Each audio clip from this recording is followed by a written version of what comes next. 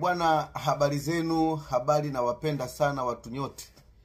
Bwana, kama huko hapa Marekani, unahisi ndugu yangu mwili wako hauko sawa, unahisi una mgonjwa ndani mwako, unahisi una gesi kwenye tumbo lako, tumbo linajaa, unashindwa kupata choo vizuri, yani unahisi kwamba kabisa hili tumbo, yani ukila chakula kidogo tumbo limejaa gesi, mijambo mingi, yani tumbo lako ulielewi, kwa ujumla una maradhi ya aina yoyote. Narudia tena, bahati ambayo mmeipata ya mimi kufika hapa na kuja na dawa hizi za kiasili, dawa za kinyumbani kama unavyoziona, hii ni bahati mmojawapo. Mungu amewabariki katika ujio wangu wa kufika hapa.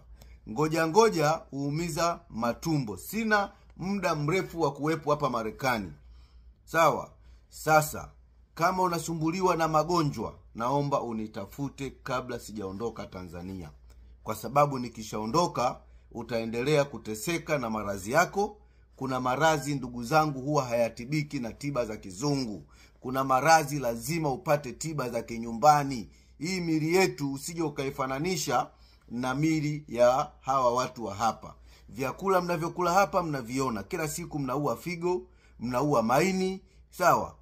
Mnapata mavisukari, mnapata magonjwa mengi ya ajabu. Na yote ni kwa sababu hamkupata tiba za asili muda mrefu nyumbani kwenu. Niko na mizizi mizuri, niko na dawa ambazo zimesagwa vizuri, zinaweza kuondoa maradhi yote yaliyokuwa tumboni mwako.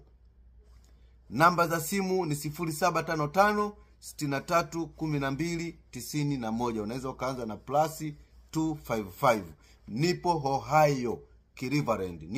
Ohio Cleveland. Hila nitatembea na sehemu zingine endapo nitakuwa nina watu ambao wanahitaji huduma zangu. Kwa hiyo kama huko hapa unasumbuliwa na matatizo ndugu yangu, ganzi, sijui stroke, una mgonjwa wako ndani, usimuweke. Hii ni fursa mojawapo ambayo mmeipata. Mimi niwatakie siku njema. Bye bye.